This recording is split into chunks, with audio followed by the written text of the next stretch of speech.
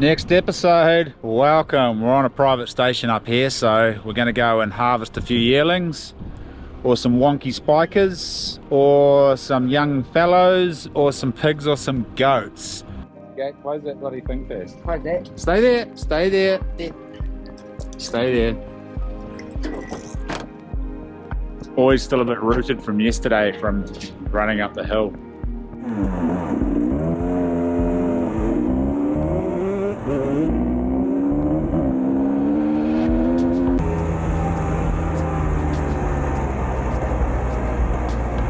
I honestly thought she was going to die, have a stroke. She fell over when she got off the motorbike. She fell over and got up and fell over again. Shit. But she's come right. She slept all last night, all day today, and I think she's ready for action now, so. Me! More out of that. Yeah. Still got Stu Drever's roaring horn that he gave me. Cheers, Stu.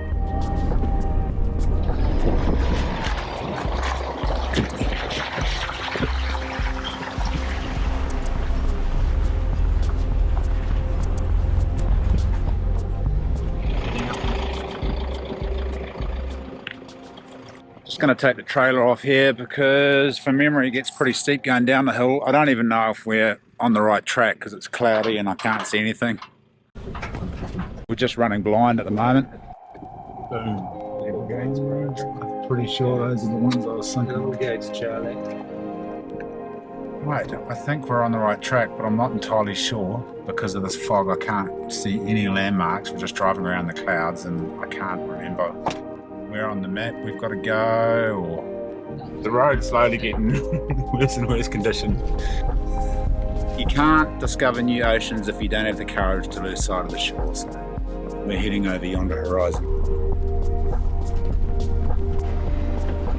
We just saw a couple of deer off the side of the hill there, but the clouds lowering, so we're going to keep driving down the valley. Yeah, hopefully we'll find a couple of yearlings to shoot. Plenty of animals up here. A couple just over that ridge. Heaps.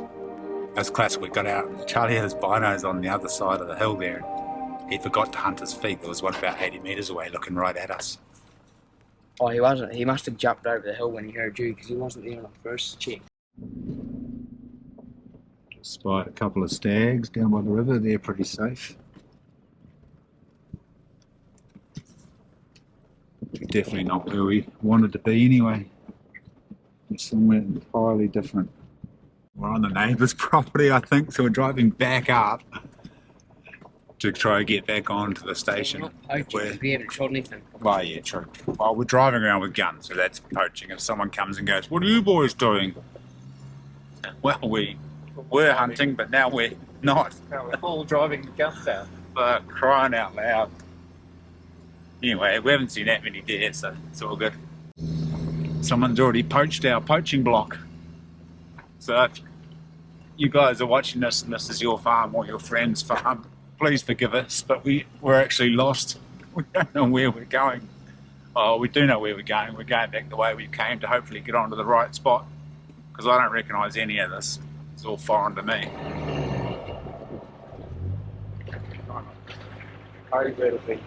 Back up in the clouds. I think it's going to get dark and we'll still be driving around in the clouds. It's a nice day for a drive. It'll be Sunday soon.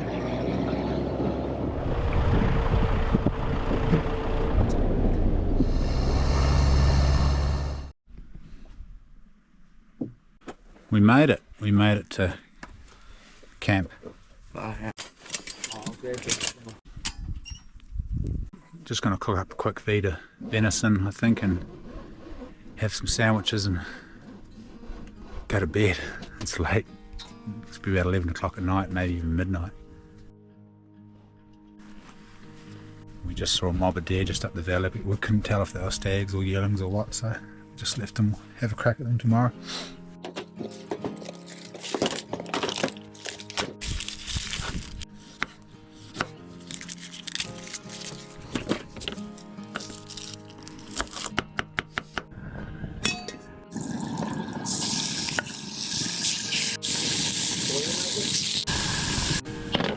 chosen my bed of choice. What's your chosen bed of choice? The one in like the separate bit. I thought you were going to say in the truck. Should have sleep in the rooftop tent because Tim's already gone to bed and I bet he's snoring already.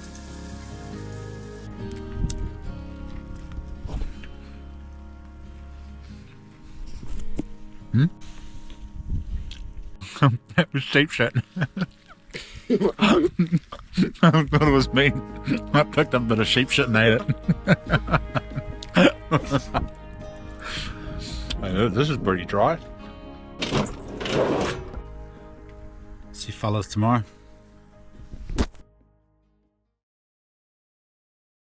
Are we going to go for a hunt? Yeah mate, let's get up, go hunting, eh? Let's get a cup of coffee on the go and it's just starting to get light out there.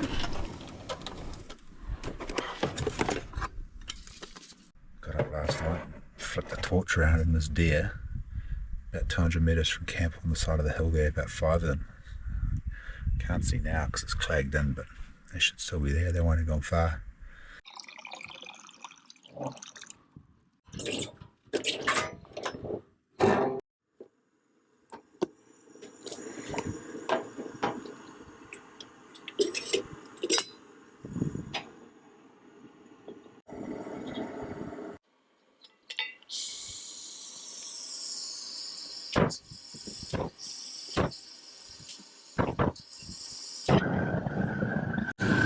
My boots are soaked. You leave me outside. There's the hot tip of the day. If you want dried birds, don't leave them in the rain.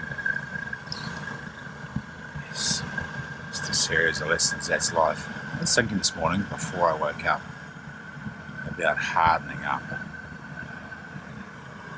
I'm going to run you through my thoughts on hardening up. I think it's a good thing. Harden up.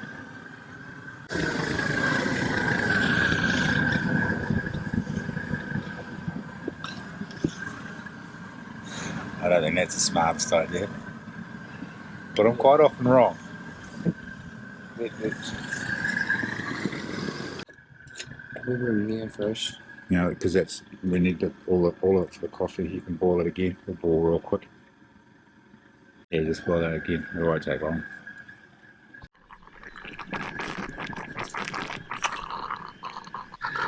Oh, she's getting light quickly, very quickly. G'day, Tim.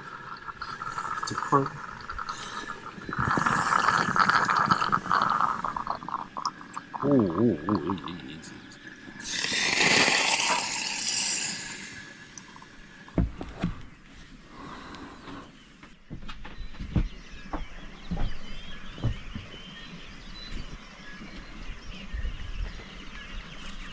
A bit hopeful with the binoculars because it's so cloudy, but with a bit of luck that cloud will lift.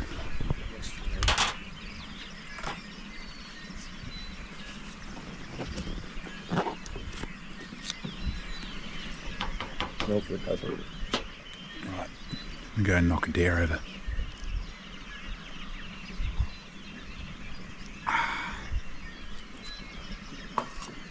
Patiently waiting for Charlie. Come on, Charlie. Come on, Charlie. Charlie. Yesterday, Charlie. Yesterday.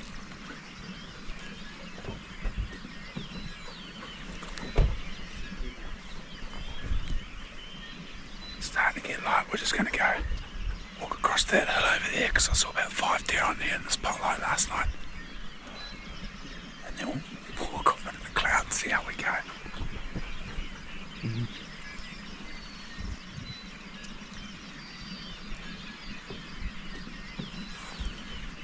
My bloody thermal's gone missing. Just disappeared. I tried to find it the other day. Someone's bloody stole it. Gone. Yeah, Tim's got his.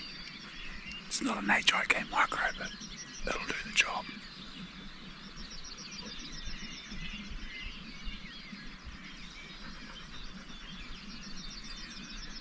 Not great conditions for a hunt.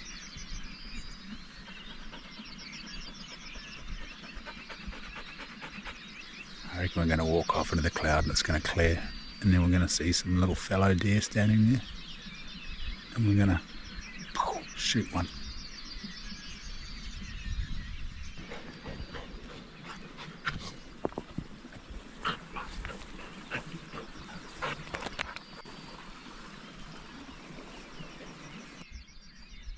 going to go back to the hut and make breakfast and wait to see if this cloud lifts. That's a grand idea. Go cook some bacon and eggs. So it's not going to see anything walking around this soup, are we? Yeah, let's go.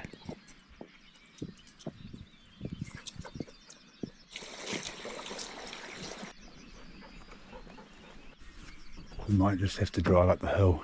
Hopefully it's clear on the other side.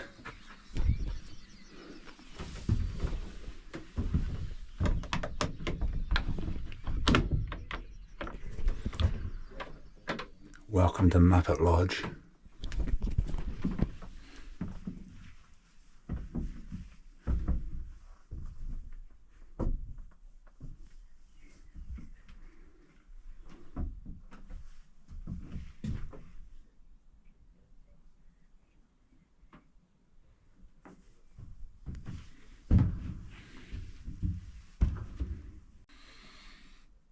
Smells like an old shearing shed in here.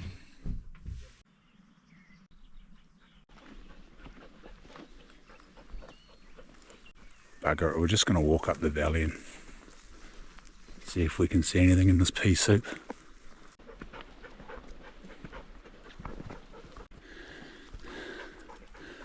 Old mate's gone up the valley floor. We've come up the ridge. Just sort of poked down the valley, but by the time I got the camera out, I was actually zipping the bag back up. You heard the bag zipping up and then Did you zip the bag? Big old sow. Yeah. Huh? Did you zip the bag back up? Yeah, some of the stuff didn't fall out. Oh well, too late for that.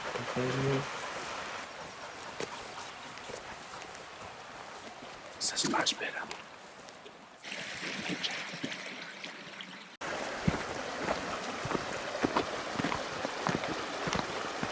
Oh, the cloud's lifting, that's good. We'll come back down the valley. We figured with that wind up our jack sets, no point continuing up to the head, so we'll have a look at those hills opposite camp.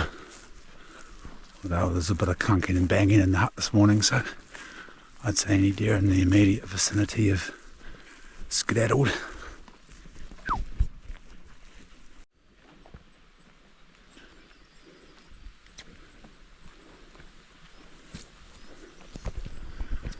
Man, how's this country? It's pretty good. Beautiful. Charlie spotted one. It's facing away, let's move to the ridge now. We've just seen the deer up in the clouds on the bush edge. Let's move to the ridge now. It's a bit far away for shots, we need to close the gap.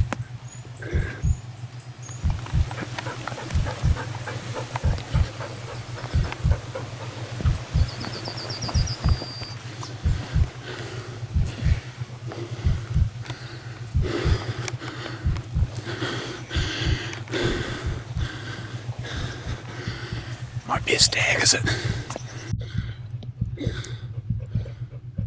Got a deer up the hill. Yeah, 100 metres.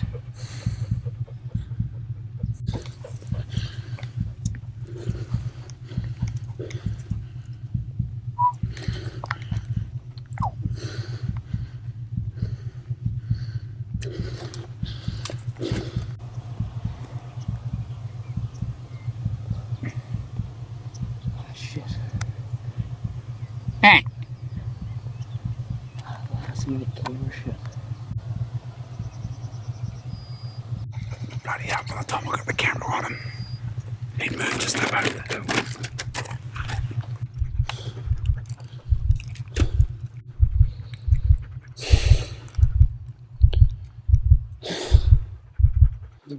Yep.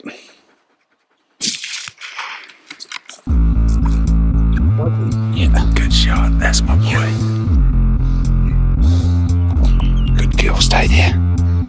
Good girl, stay there.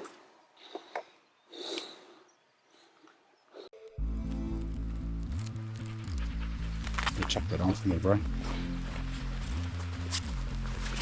Let's poke our nose up over this ridge as we go up. Just saw a hind and a fawn, or 3 hinds and a fawn, or 2 yearlings and a hind. Some more deer up there, but too far away.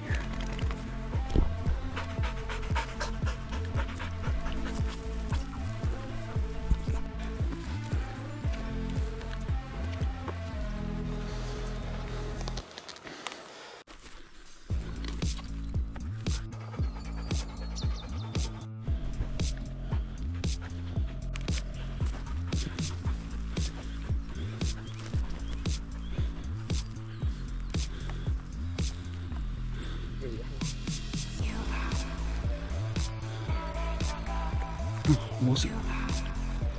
Charlie just shot the tastiest deer on the hill. Good girl.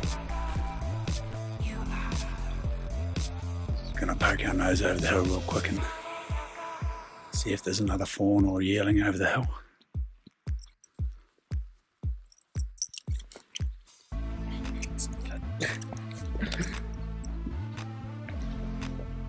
A couple of fella legging it across the hill. They must have winded us.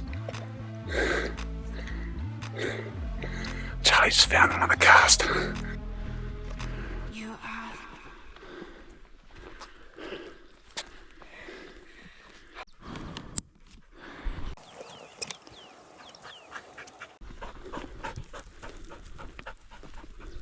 We've cleared this basin out. That wind must have just been drifting up it. We'll go back and gut the fawn Charlie shot and keep cruising on down the valley. Oi, there's a set. Oh wow. Score. We got like 5 of them.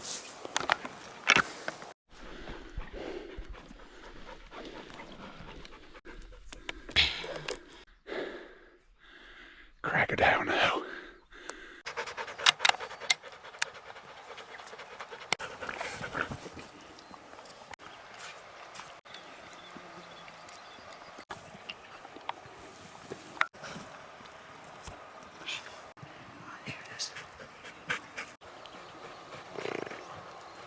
The hell did her? You're right.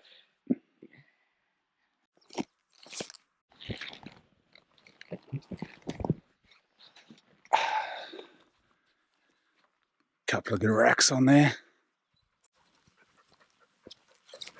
Old Charles left his bino case where we first set up to have a crack at it. It's a good rule of thumb is to always stay connected to your gear. Don't leave it on the hill. Don't put your pack down and walk up after an animal or to retrieve an animal. Always take your gear with you, folks, because it's pretty easy to lose, especially if it clags in.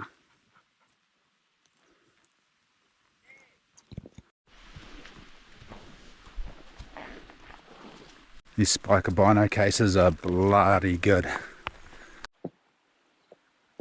Testing this new dog collar out, shock collar, vibrational collar. It's got a boundary on it too. You can set the boundary distance. It's pretty bloody good.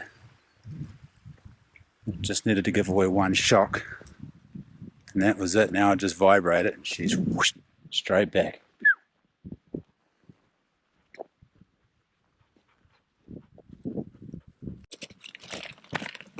Three close ones at the bottom.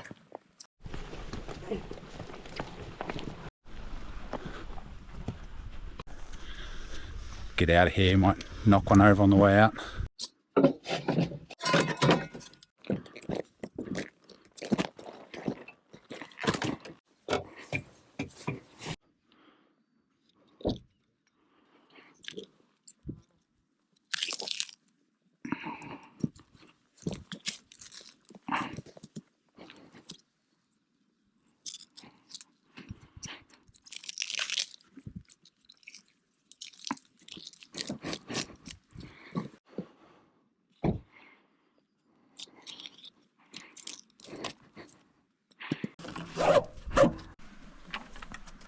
Matching. Right, we're out of here.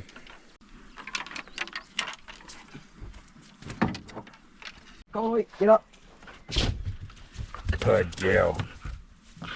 Good girl.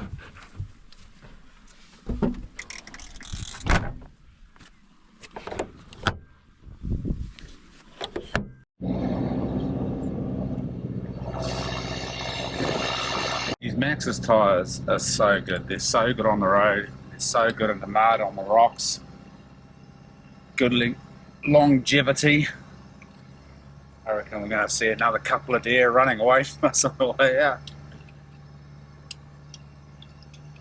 Man, this is steep. Actually feels like we're going to do wheelies going up here. It's really steep. Gentlemen hunting.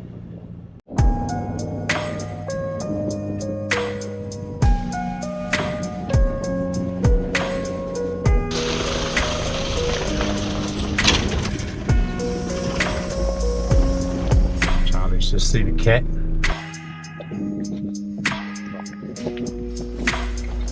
Catch of the day.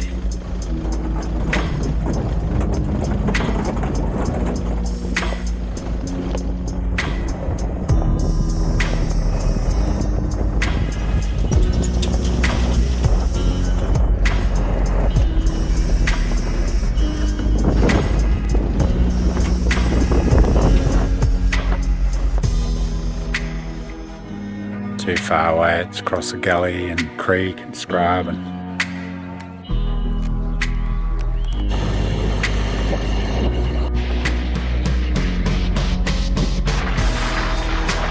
You're gonna get so much shit for this. what? Skinning the cat. The wild cat that we shot. All the softies are gonna flip out on you.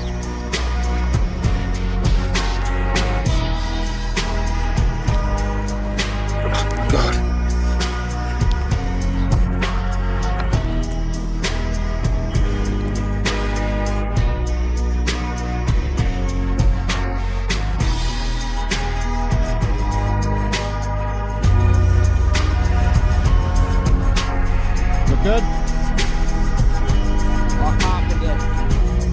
What a spot. Boxing Day, and we've come from Queenstown back to the west coast. Such a cracking day.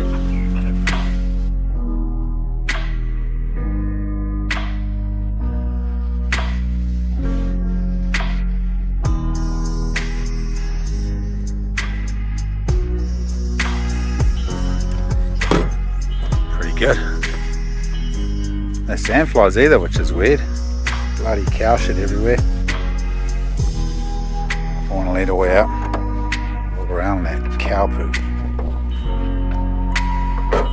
Come on, mate.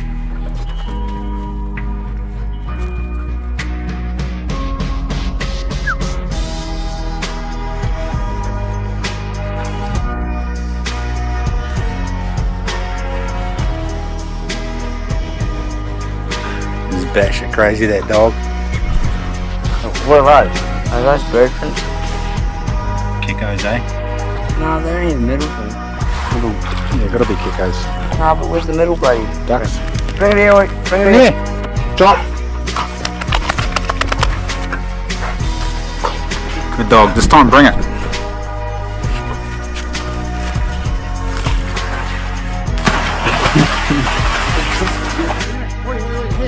Oi. Mango.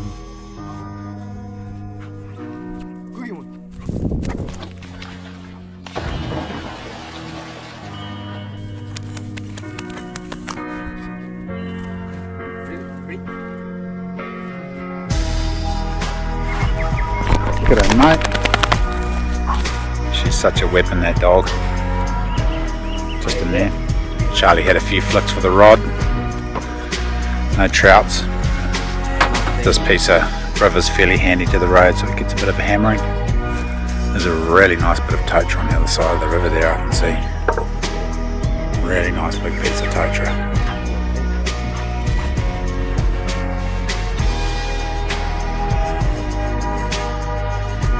Old sniffer hounds on the trail. I don't even know if we'll shoot a bloody deer tonight.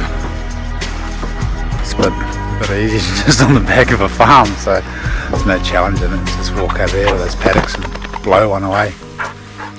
Probably should. There's a lot of deer out at the moment. Some meat for the farm here. Where's that seasoning gone, you know? Steph Tamori? Chef Charlie. Steph Tamori is at home in the pantry. But just use the noodle flavouring, that'd be sweet. Get a little bit of firewood together for a fire later on. We'll go for a sneak along that bush edge over there, see if there's any silly deer poking their noses out. I want to jump in Charlie's mum's freezer. Not that she needs it. Every local man and his dog have been putting meat in their freezer. Let's not talk about that.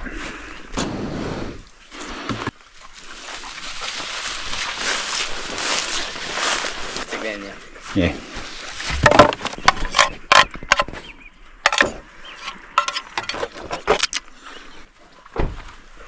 And do a bit of grass cutting with a Samuel Harrison Bowie.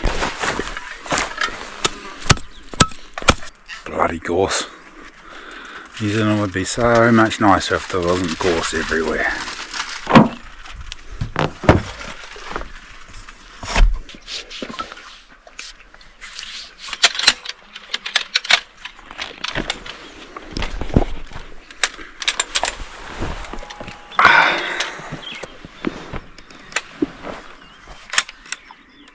Old sniffer hound snapping at the old sandflies.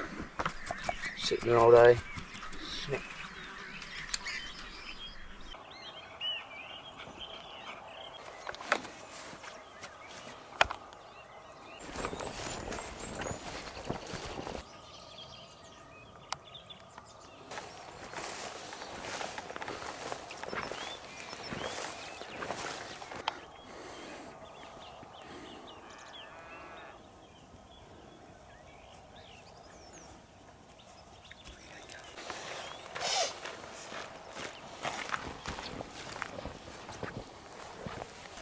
No deer. The cows are all kicking up stink. The deer probably heard the cows and went, look at that, we're not coming out to get shot.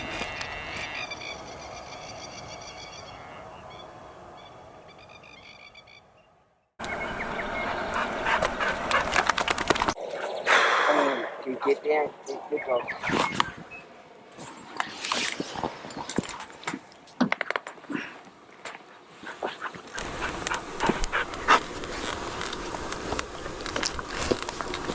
Go get him. Get a stick. Where's your stick? Get a stick, I'll chuck it. Ah, for a life so simple. How many possums did you shoot last night? 3. Eh? 3. Charlie's been shooting, skinning the possums to make a bit of money. Where are the skins? Oh, I fed them to the eels. That bloody man just takes one.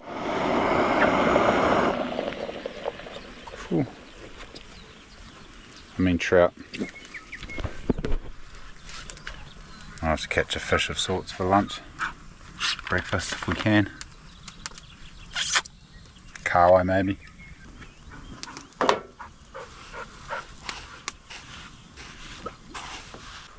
We're out of here. I wish we had a boat and some dive gear. We go diving, but we don't.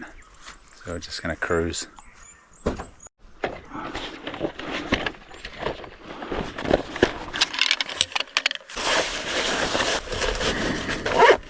Fluff around. Right. Oh, we ain't all in there.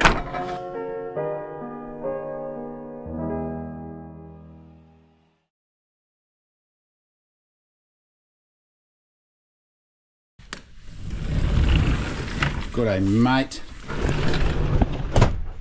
Hello everybody. How's it all going? Good, I hope. Swimmingly. Hardening up, harden up. That's what this My 10 Cents with Josh is about. Being hard. Now, metaphorically speaking, where do I start? Holy moly. Metaphorically speaking, our brain is the captain, or our mind is the captain of our ship, and our body, our emotions, they're the engine and whatnot. And I'm just going to refer to grief as probably a good one. Grief as an emotion, heartbreak. We'll just stay on grief. We'll keep it with grief. An overwhelming emotion grief can be. It's hard. The grieving process takes a long time, and you may have thought that you've dealt with it, and then all of a sudden something can trigger that welling up of grief in our system, and it can be a song, a memory, a visual trigger. It could be anything, right? Something that causes that grief to come bubbling to the surface again. And I think it's very important to sit with that grief, but it's really important that the captain of the ship, metaphorically speaking, stays hard and doesn't let the knocking of the piston freak him out, because he's got a job to do, you know. When you're punching into a storm, which is what you're doing when you're grieving, it's very, very important that the captain does harden up, and that's our mind, and keeps his eyes on the job and doesn't let it overwhelm him. So if the captain's sailing along and everything's good, and then a storm starts approaching, everything's firing on all cylinders, everything's working good, then all of a sudden one of the engines breaks down. Say he's got 2 engines. He can go, okay, We're not going to fix that now because the storm's almost upon us. We can shorten the sails, run on one engine and punch into that storm, so we'll just shut that engine down and we'll deal with it at a later stage. So choosing when to deal with those emotions is really important. Do we deal with them when they well up, or do we practice putting them on hold and then revisiting them further down the track? Now, fair call, if there's a fire in the engine room and you need to deal with that emotion right now, deal with it, put the fire out. But if it's just a knocking piston, or you've run a bearing or something like that, and you can deal with it further down the track, don't let your emotions overtake you. Stay in that prefrontal cortex. You guys can probably relate to a situation that you've had in the past. For me, I've had many, and I'm just going to use swiftwater rescue as an example and whitewater, because those are the times where I've had the most incidents, I guess, or crisis scenarios. Now, crisis scenario is a really good way to practice this, or visualizing or debriefing yourself on a crisis scenario, or an argument with your significant other. So for me, I've had quite a lot of incidents on rivers, on grade 4 or 5 rivers. Grade 5 is the highest you can run. Grade 6 is unrunnable. So I've done a lot of grade 5 kayaking and rafting over the years and had a lot of incidents and near deaths. Now, it's really important if you're in charge of a situation. A car accident's the same. If you're in charge, if you're on scene and you're managing the scene, it's really important that you detach yourself from that situation and you don't get hands-on, because you've got to think of a plan A. You've got to stay in that prefrontal cortex. You've got to manage the risks. You've got to manage the outside perimeter, people on the side of the river who aren't in immediate danger, or a car accident, people on the side of the road. You've got to think about oncoming traffic from that corner and that corner. So you've got to stay right back and think of everything in the equation and come up with a plan A. And then, while plan A is being implemented, you've got to come up with a plan B in case plan A doesn't work, and possibly even a plan C. And you've got to know when to call it. Okay, plan A isn't working, everyone stop, we're moving right into plan B. Now, the soldiers, the foot soldiers, they probably won't have the ability to think of a plan B while they're smashing plan A out, but sometimes they do. And it's also very important to take other people's suggestions into account and not let the ego override your decisions, which also happens in a domestic argument or an altercation at work or whatever. So really important that the captain, and that's your mind, stays cool, calm and collected. The raspberries are humming right now. So the only way to do this is by training that muscle, training the brain. When you get triggered, when the grief wells up, when you feel those emotions start to overrun you. And what happens more often than not is, as soon as we get triggered, or those emotions well up, depending on how well you've trained your brain, is we go back into survival mode, because we see it as a threat, right? This is a threat. Quite often there's no threat there, it's perfectly safe. And once you get to manage the risk and practice this and train your brain, you can stay in your prefrontal cortex. The captain of the ship stays hard and he makes cool, clear, calm decisions. And after a lot of practice and training, nothing's really a big deal anymore.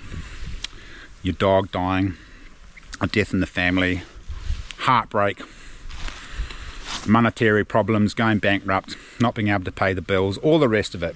If we let all those engine problems overwhelm us, we can't keep that ship rolling forward and the ship sinks. So to stop the ship sinking, harden up, stay hard as a captain. And the only way to do this, like I said, is to train that muscle. It's like our physical muscles, right?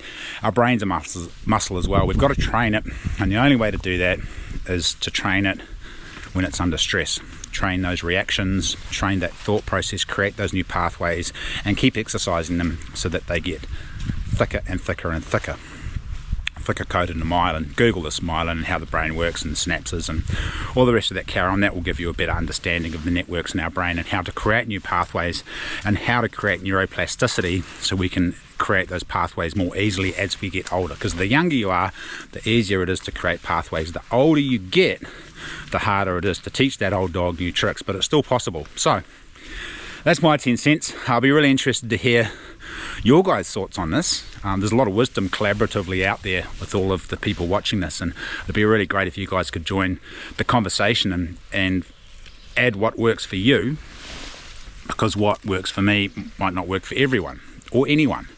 So just put in your 10 cents below and any little snippets you've got, and let's make the world a better place and a more enjoyable place to live in. what a couple of years, eh? Good one, COVID, and the powers that be. You've put us all into a bit of a spin, and we're still dealing with the consequences of that, and it's going to go on, it's ongoing. We are facing challenging times, so if we've got the tools to deal with it, then us role models can help the younger generation out, and hopefully everything won't go to custard, which it will eventually one day, but hopefully that's further down the track. Alright, that's it. Happy New Year's and all the rest of that gov. Have a bloody crack at 2024.